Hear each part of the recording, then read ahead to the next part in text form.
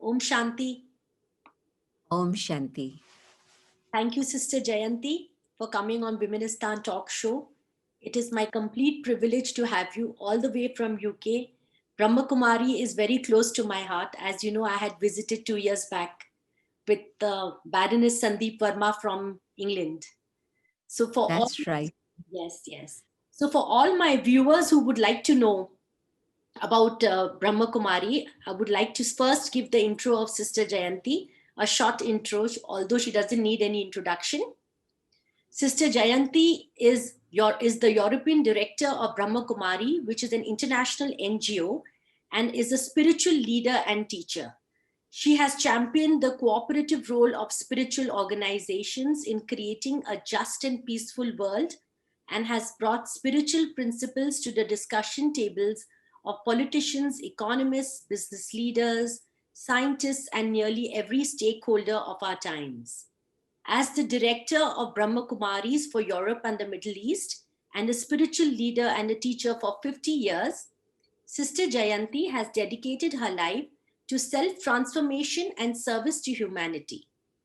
Brahma Kumari, as everyone knows, is an international non governmental organization, an NGO of the United Nations, accredited with the general consultative status with an economic and social council.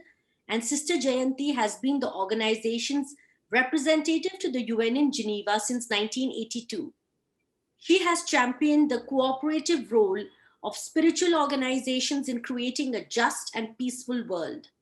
She has brought spiritual principles to the discussion tables of politicians, economists, business leaders, scientists, and nearly every stakeholder of our times. Sister Jayanti sees the erosion of spiritual values as the underlying cause of the crisis that the world is facing today. Welcome aboard. Thank you so much. I feel completely blessed. Thank you so much, Sister Jayanti. So, Sister Jayanti, please share your views on to how Brahma Kumari brings about Raj Yoga as a medium for attaining peace and calmness. Thank you for the very warm welcome. And yes, Raj Yoga is the practice of meditation in which one goes into the innermost being of the self and connects with the one above, with the creator, the divine. And as such, then we're able to draw from the divine whatever it is we need for our lives here and now at this moment. For example, I might be needing peace, or sometimes I might be needing power within myself, spiritual power. So, whatever it is I need, by that connection, I'm able to draw that within myself. And that equips me to be able to deal with life in all its manifold differences that come my way. And so life is very, very uncertain and unstable at the moment.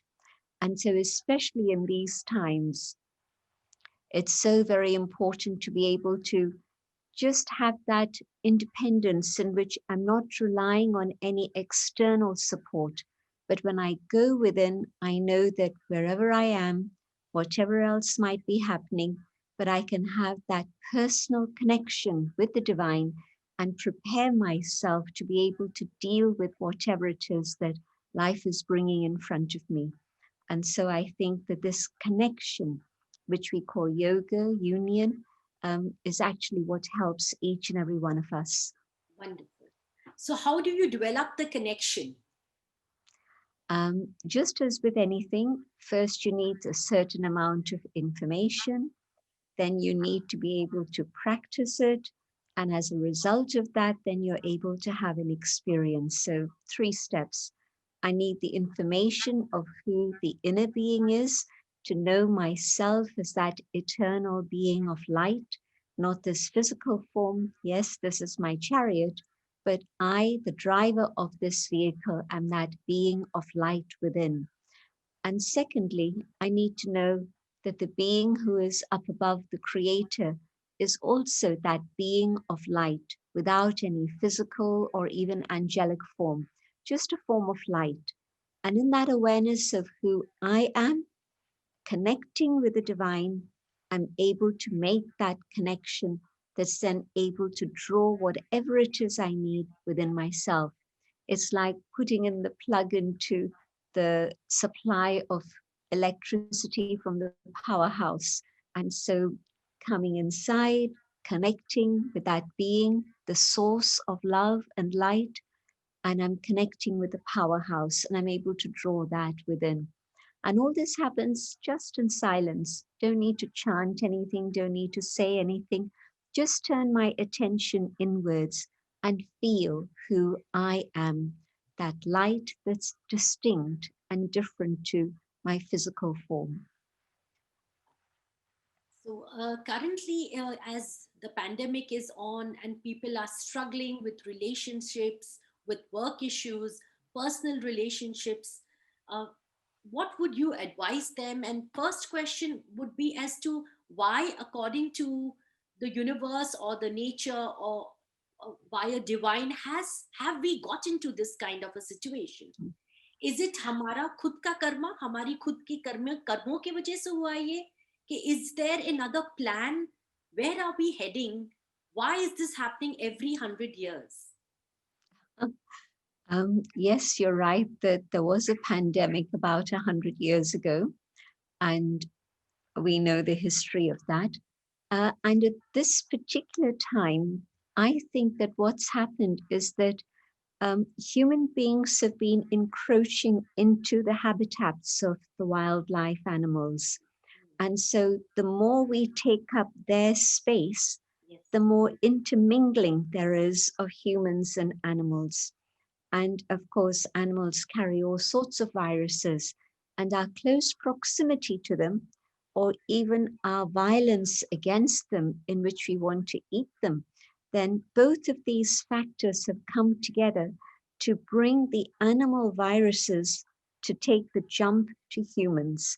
And of course, with humans, the population is huge now. And secondly, there's constant movement of international travel. So something starts in one city in China, but very quickly we find people coming to Europe, coming back after their Christmas holidays to Italy, and Italy became the first hotspot. And of course, once the borders are no longer there in Europe, of course, we knew it was going to spread all over the rest of Europe and even the UK. So the first instances in England, UK, came from people traveling back from the continent. So these are the basic reality of what's going on in life today. So I don't think that it's someone up there who's pushing buttons and saying, I want to punish human beings now. I think more it's been our lack of attention and awareness on what it is we're doing. And as a result of that, we're seeing nature coming in a very reactionary way. You know, we took away the trees, and as a result, we now see floods in so many places. We didn't realize at that time that the trees were actually binding the soil and holding the soil together. We cut the trees for our own pleasure and our own interests, financial interests very often. Then at that moment, And we manufacturing of so many industries. exactly. So it was rupees and pounds and dollars that were more important than the lungs of the earth. So the trees were the lungs. We didn't realize that, but also we didn't realize that soil erosion would happen that would then lead further to floods and, of course, many, many deaths as a result of that. So human beings haven't been far-sighted enough. What we've done is for immediate gain, and that too for financial gain very often. And as a result of that, we've upset the balance in nature. And so this is now the result that we're seeing today. So that's one side of it and the whole story. And then the other side, when we see all these things happening during the pandemic, in which there's a lot of loneliness for some people, and yet for other people, they would say, well, I didn't have time with my family for a very long time. And now I'm being given the opportunity to get to know my my kids grew up from age 5 to age 12, and I didn't even realize it. And so, can I have a chat with them today? Can I have a conversation with them to be able to understand what's going on for them in their world, inside, and their world outside? I never had time before, so let me do that now. Or even between husband and wife. Each one busy, busy, busy with their own schedules. And now you're in one place. You can't go out in the evenings. You can't even go to the office very often. And so now we have time to get to know each other and to create that bond, which is a natural bond, but we'd forgotten about it. And so we put the task first and forgot about relationships. And so today the story is reminding us that tasks can be completed at any time. But if relationships are damaged, it takes a huge amount of time and effort to repair them. And maybe they'll never be repaired. But even more important than relationships with others, there's one other relationship that we've really forgotten about, and that is the relationship with myself. We've forgotten to sustain and nurture that inner connection with the self. And so my attention was always focused out there. And I forgot about looking inside and connecting with myself within. And so I hope that during this period when it's not possible to travel, it's not possible to go here and there, in this space and time, have I looked at what's going on in my own inner world to be able to build up a relationship of valuing the self, having esteem for the self, respect for the self, and also maybe even loving the self. Because the good book says that love thy neighbor as you would love yourself.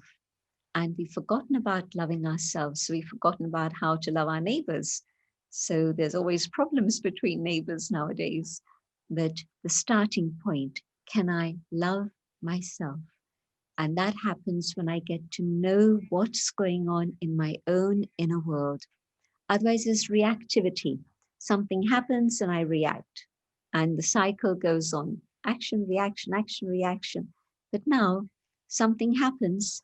Can I take a pause just for a moment and see, is it useful for me to say this?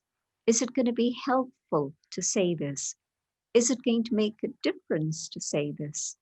And so, just in that moment of pause, just to connect with my own inner peace and make a decision about what would be the right response.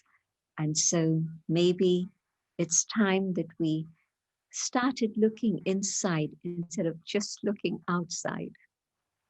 And that would you would attain that by meditation and being silent and uh, responsible for your speech and think twice before you speak. Definitely. When I realize that there are things that I can shift within my own behavior, and I want to be able to do that because I don't want my tongue to run away. Because once the arrow has left the bow, it can't come back. It's gone and it's gone forever. And if that arrow has hurt somebody's heart, how long is it going to take me to repair that wound? Maybe months, maybe never. Sometimes it's never. And so let me be very careful about firstly connecting with my own inner peace and the being that I am internally, and then evaluating. And all this happens at high speed. It's not that I spend more time talking about it now than one would in real life. You say something, I say something, it's very fast, back and forth. But now I hear something, and just for a moment, I come back to my inner state of peace and I decide, no, it's not so useful. And I say, okay, let me be at peace. And this too shall pass. And it passes, and there's no repercussions. But if I'd reacted, then it would still be ongoing. I say something, the other says 10 things back to me, and it goes on and on. And there's a lot of hurt that's generated through all of that. But if my practice is, okay, pause for a moment, connect with the peace within, because in my original state, in my natural state, I am a being of peace. And so the more I keep connecting with this, the more the peace will become natural and it'll flow out in my thinking and speaking and behaving. So, Sister Jayanti, could you guide all my viewers as to if they have these challenges inside in personal relations, in work? A couple of people I know have lost their jobs. These are very trying times, they're challenging times. And how does one come to terms with it? How does one resolve and come to terms with relationships and work issues from your point of view? The starting point is something that we'd actually forgotten about. We got work and relationships and activity all mixed up. But it's possible now, sitting quietly, to see what are the steps. And the first step is peace within myself. If I am peaceful, then the relationships that I have around me are being nurtured by this quality of inner peace. And so my relationships are likely to be more peaceful also. And if my relationships are peaceful, then things are going well, things can be in harmony, others can also enjoy peace, and we're going to be able to cooperate together and work together.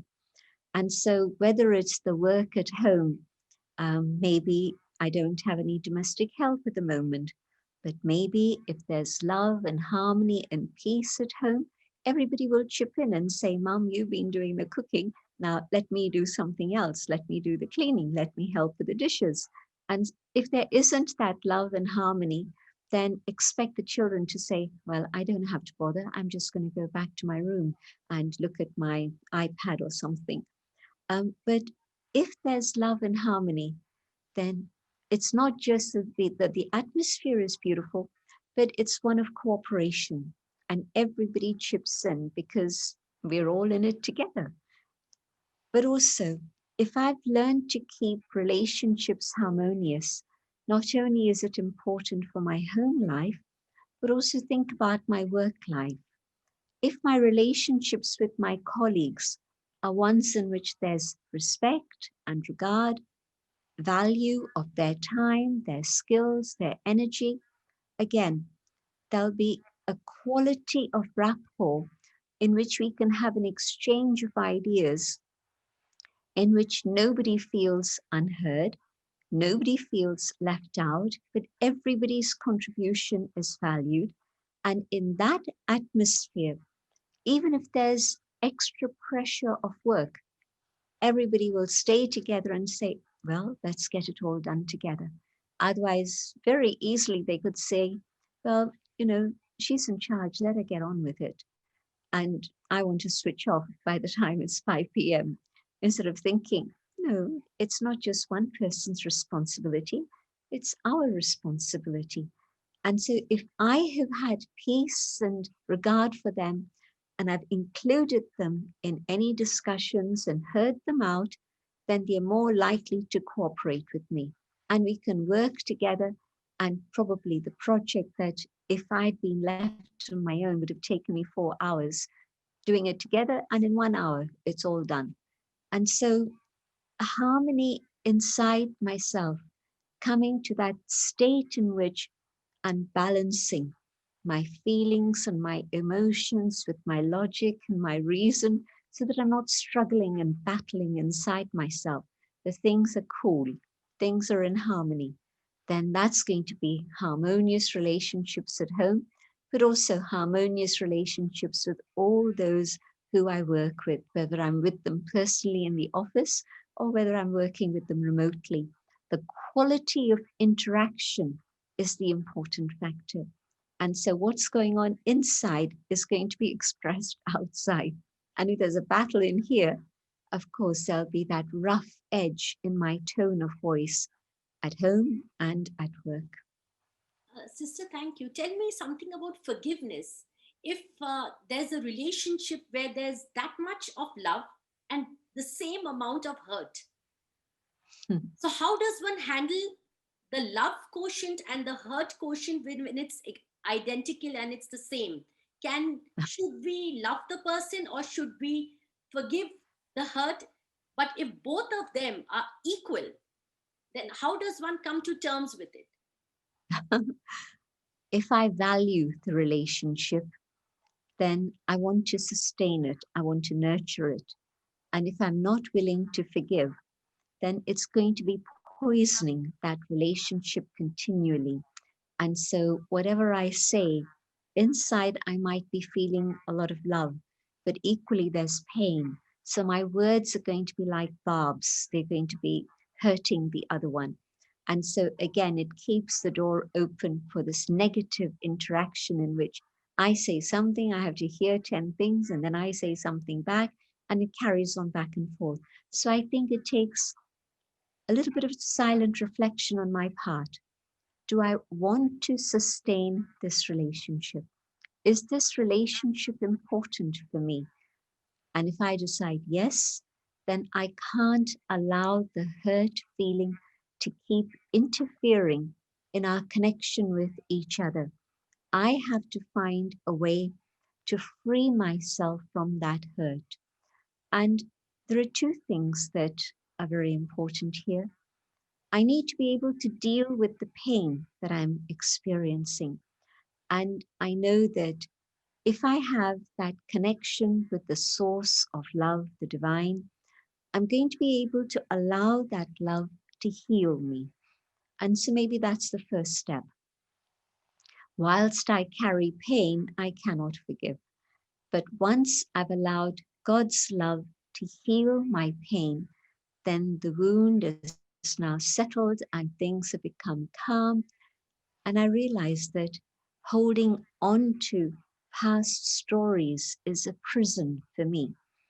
If I want to become free, I have to let go of the stories of the past. Um, you might have heard about Nelson Mandela saying that when he was about to be released and come out, he had to have a lot of deep thinking. What was the attitude that I come out with? And he decided for himself that it has to be with the spirit of forgiveness. Otherwise, he stated, if I had left carrying that bitterness with me, although physically I would be free, internally I would never be free because I would still be holding on to those chains that used to bind me before. But when I decided to become free, I had to let go of bitterness and anger and open my heart and learn about forgiveness. And so when he came out with that spirit of forgiveness. And that, of course, changed the whole pattern of history. If he had come out with anger and aggression, you could never have had democracy in South Africa. But one man's decision and a big heart of forgiveness, and things were very different. But And sister, so, sometimes in personal relationships, it happens that you need to, when the hurt is so much and you take a call, you forgive and forget the person, forgive that person and move on. So when does one decide to forgive and forget the person and move on, or forgive and be in that relation? When you cannot heal, you're healed, but you cannot live with that person. I'm talking about the present scenario where people are undergoing so many separations and divorces. So just uh, thing for my viewers to understand that, when should you learn to heal yourself, when forgive by your heart and welcome the person into your life, or forgive and forget that person. When is that call that comes in, when you feel you cannot let be in the same house with the person or have any relationship left? I think it's a very, very individual situation. As you know, that no two situations are the same. But one factor would be, like I said earlier, do I value this relationship? Secondly, are there responsibilities that I have that I cannot fulfill without staying in this relationship? And by that, I mean my children. Are my children under 15 years of age? And I'm using that figure in a sense arbitrarily, but at an age where they can understand what's going on. I know that one particular couple stayed together till not just the first son had gone to university, but then the second son also went to university. And at that point, then they told their sons, this is what's going to happen. We're going to stay friends, but we're going to be separate. And by that age, they were okay. And this story is many years ago. So today I'm imagining children grow up a lot earlier than age 17 or 18, but at whatever time. But if the children are younger than that, I think that there's a moral obligation that parents have to be able to live with dignity and respect for each other, even if for whatever reason love has gone out of the window. But we have to keep each other's dignity and respect so that this is what we teach the next generation. And this is how the next generation will behave with others also. Because otherwise, there's an expression that says, hurt people hurt people. If I'm hurt, what am I going to do? I'm going to hurt others. And if I treat another with dignity, they're going to treat others with dignity too, because that's what they've received. And so that's what they'll give out. And so I think you have to have a very clear mind, free from emotions, to be able to come to that decision. Should I stay or can I leave?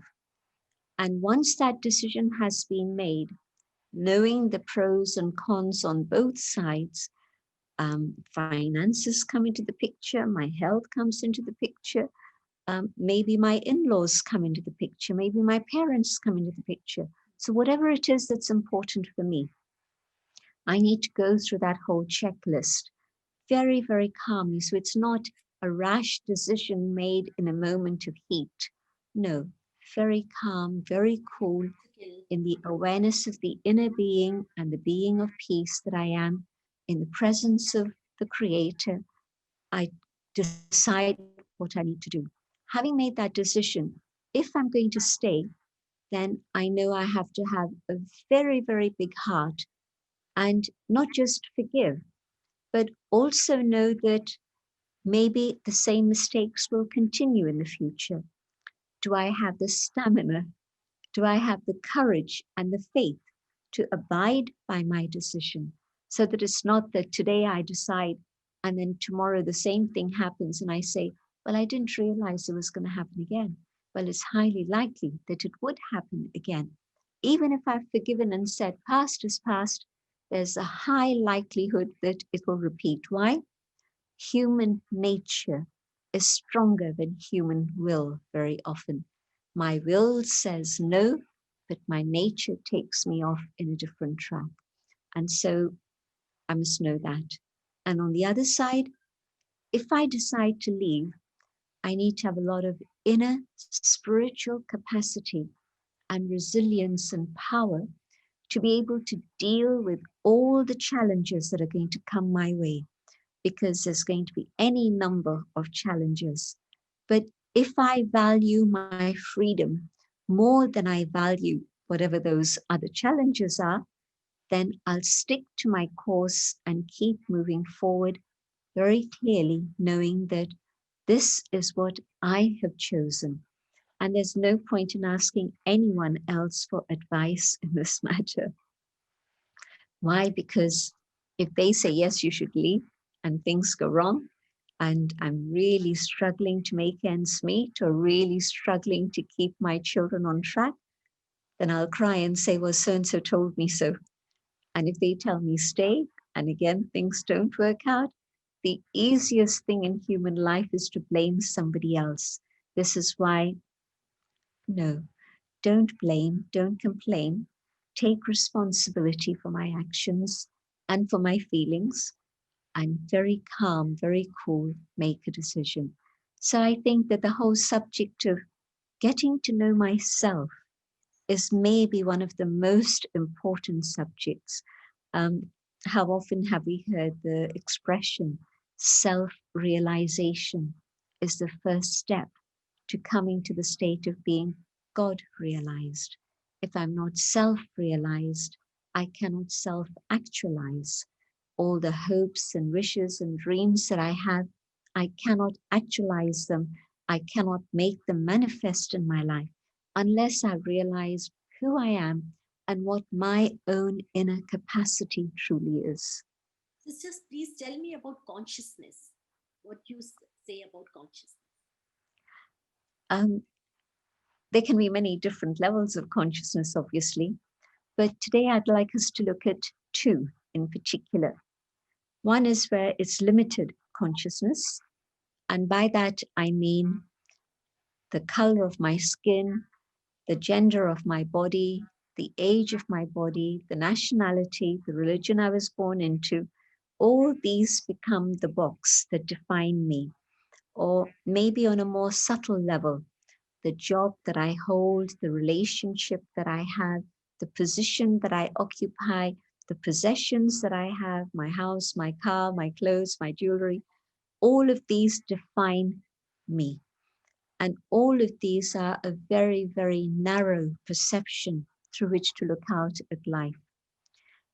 And as distinct to that limited box consciousness, I put myself in those boxes and I define other people by putting them in those boxes too. And it's a total illusion. It has very little to do with the reality of the inner being. And so the unlimited consciousness, in which I know that how much can you know me by my clothes, or my face, or my hair, or my age? You'll know this much about me. But if I'm in the state of knowing my own inner being, then I won't judge another through those external things. I'll connect with the other being, with the soul. And in that connection, there's a very, very different experience. I'm sure that when you were in Abu a couple of years ago and you had a chance to meet some of our senior yogis, you would have seen that really they they don't notice anything about this external box. They just see you, the inner being, and that eye to eye contact and that soul to soul contact makes a world of difference. So to keep that consciousness of who I truly am and see others with that consciousness of who they truly are is really a very different experience to putting myself in a limited consciousness of the box and seeing others in that box. So those two major differences define the way in which we think, we speak, we do things, and it defines our very life and reality and existence. Sister, please tell me about subconsciousness. What is your subconscious and the fine line between consciousness and subconsciousness? And how can we Um, accelerate each one of them? there's a conscious mind in which there are the thoughts and feelings. Then just below the surface, there's the subconscious, which means, for example, my perceptions, my attitude. I would put those into the category of subconscious. And then there's the unconscious, which are my personality traits. And a very good description of these would be they're like an iceberg. You see 1/10 above the surface and 9/10 is below the surface. And so you see a little bit manifest, but most of it is hidden. And you only get to know them when you've been with them over the space of maybe 5 years, longer. But certainly it's not a question of knowing them in months. Never mind knowing anyone else. Do I know what lies in my unconscious? What is it that's actually guiding my behavior? Conscious and subconscious, we get to know after a certain period of time about ourselves and about others, but the unconscious, the personality traits that actually motivate me in my life, I might go through the whole of my life and not explore all of this. And I wouldn't know the unconscious factors that guide another person's decisions and behavior, again, through the whole of my life, perhaps. But when I begin this journey of going inside, getting to know myself, then I begin to see that, well, the same applies to everybody else. And so, even though they're saying things which are hurtful, maybe they don't even realize it. Maybe they're doing it unconsciously, unknowingly. And so, is it possible for me to forgive them? Because I know that they're not aware. And so, just as a child would do something, and you'd say, well, the child was not aware of this. And so, you wouldn't think about punishing a child. You'd say, no, the child was unaware. And I'm an instrument. I have to teach that child more so that then the child is more aware. And so, here's another person, they're adult, but yet they're unaware. And so I can't punish them and say, I'm not going to forgive them because they did this, this, and this. So it's a journey of getting to know myself, a journey of getting to know others, and learning how to emerge the best within myself and how to create an atmosphere in which the best within those who are close to me can also move forward and develop further. During meditation, sister, um, does your consciousness and subconsciousness also awaken together, or is it one of them that is on the higher level? um, there's a gradual awakening of all faculties of the inner world. And there's another aspect that we haven't touched on, and that is my conscience. And so there are thoughts and feelings and the attitudes and perceptions, and then the personality traits. But on another level, there's my conscience. And also there's my belief system. And so, what are the beliefs that I'm holding on to? Are they valid? Are they not valid? Can I prove them to myself? I don't want to prove them to anyone else. But if there's a belief that I have, can I test it and see, is it real or is it actually just an illusion that I'm holding on to? So, as I study spiritual teachings more and more, I begin to understand that receptacle in which I can hold knowledge and practice those ideas so that it becomes wisdom in my life. And there's that aspect of conscience in which my conscience is telling me something, but I'm ignoring it. And it gets to the point where, having ignored my conscience once, twice, three times maybe, my conscience stopped speaking to me. It's like having a good friend. The good friend will want to help you, save you, protect you from yourself, even. And they'll give you a signal. They'll tell you, maybe this isn't the right way to do things. They'll try it once, they'll try it twice. But then they'll say, well, this person's not ready to listen yet. So Thank it would be better that I keep my own counsel, that I shouldn't be saying anything. And so I become quiet and silent. So that's what's happened to our conscience very often. When we've ignored the call of conscience, it's a very soft voice, and I ignore it once, twice, and it shuts down. It doesn't speak to me. you. On And that so, note, yes, would you take us through a little guided meditation, please, for surely, my viewers and for surely. myself? So, Mhm. can we start our guided meditation with you? Can I close my eyes? Surely. Thank you, sister. I'll speak out my own thoughts as I meditate Yes, yes. and invite you to follow those ideas. Going within, coming to the awareness of the inner being, I connect with peace. Peace feels natural, comfortable. This is who I am. I am a being of peace. And in this awareness, I can feel the presence of the Creator, the Supreme, the being of light, and from the source of light,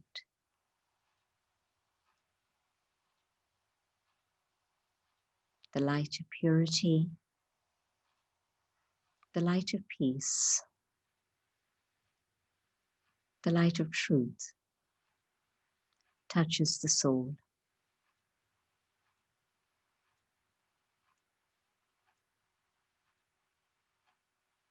And those same qualities that were dormant awaken. And those qualities emerge.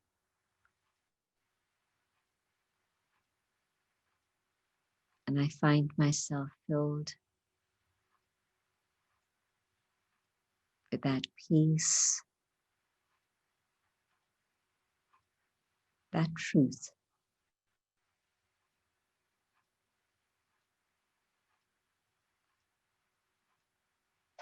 I hold on to this experience.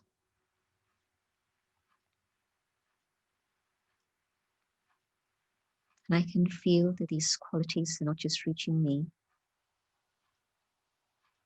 but they're spreading out into the atmosphere.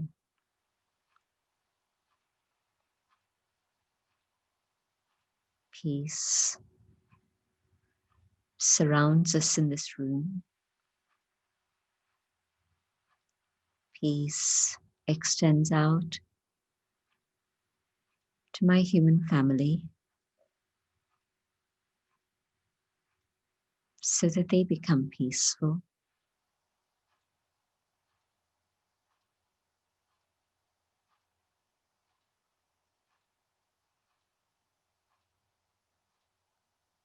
Holding on to this awareness of peace and truth,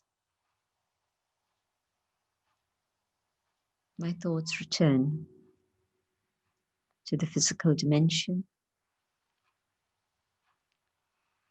But now I bring with myself this peace and truth.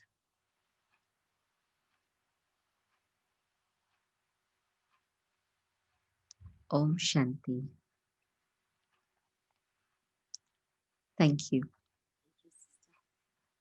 I was in Mount Abu, and I did my early morning 6 a.m. meditation. And I actually saw my soul step out, and she was a little melancholy. So I hugged her and gave her solace and came back into my body. So I literally saw my soul out. And after that, tears just started falling down my eyes, realizing that I could see my soul and I could step out, hug her, and come back. That is the power of meditation. I think that was one of the best New Year's Eve one could have celebrated in Mount Abu, meeting Dadi Janki on her 100th birthday. And that was one of the best. And I have been recommending going to my friends to Mount Abu. In fact, in Bangalore, Mumbai, in every state in India, there is also Brahma Kumari's chapters which are opened. So I've been recommending that to all my friends. And I would like to take this opportunity to thank you for coming on this show. And it's been really not really enough. I'm not very satisfied, but I could have done a lot more. Maybe coming forward, let us try and do some meditation for my viewers. And this is a time when they need it. So I request you to please come once more on our talk show and bless us with this beautiful meditation process this beautiful journey that we just went through. A final message to my viewers, sister, considering the chaos in the world. I would say that just go inside and find that center of peace that lies within, and do this again and again so that your own inner state of peace becomes stronger and stronger, and it's able to radiate out to others around you so that they also are protected from that chaos that's outside. Thank you for giving me this opportunity, and I look forward to our next meeting. Thank Thank you. you so much, sister. Om Shanti. Om Shanti.